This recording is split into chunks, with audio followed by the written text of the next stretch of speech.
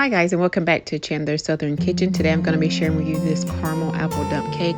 It is a recipe that I came across on YouTube from In the Kitchen with Miss Gina, and I wanted to give it a try, and it's absolutely delicious. I will leave her link in the description box so you can go back and see her video also.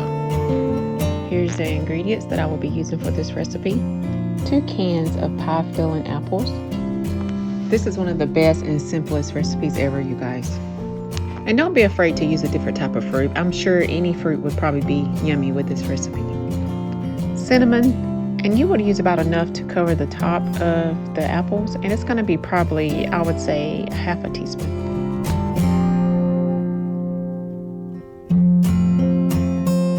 And here I'm just adding in my caramel that I made from my sweetened condensed milk, and I will leave that link below to show you how that is made as well. Here I'm just getting the apples, the cinnamon, and the caramel sauce mixed up completely so I can get it spread out evenly in the pan. This is one of the easiest caramel sauce. If you don't have any in your pantry and you have a can of condensed milk, go ahead and use that. It would make some good caramel sauce. I promise you, you would love it. But this is easy. Also, if you want to just purchase a can of caramel sauce, that's completely fine too. There's no wrong or right answer. But yeah, definitely give this a try and let me know what you think. Now I'm just adding my box of cake mix to the top of my apple mixture, and I'm just going to get that spread out evenly. I have 2 sticks of butter that I have cut up, and I'm going to get that laid generously across the top of the cake mix. And like Miss Gina said, y'all, we are not here to make salad. We are making dessert today.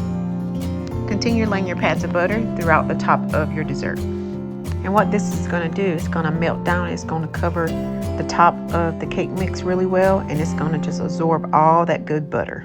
Preheat your oven to 350 and go ahead and get that good old cake in the oven.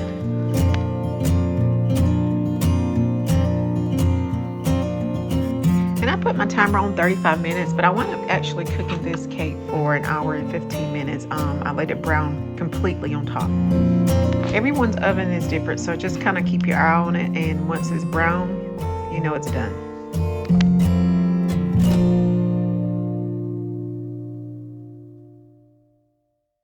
And this is the finished caramel apple dump cake.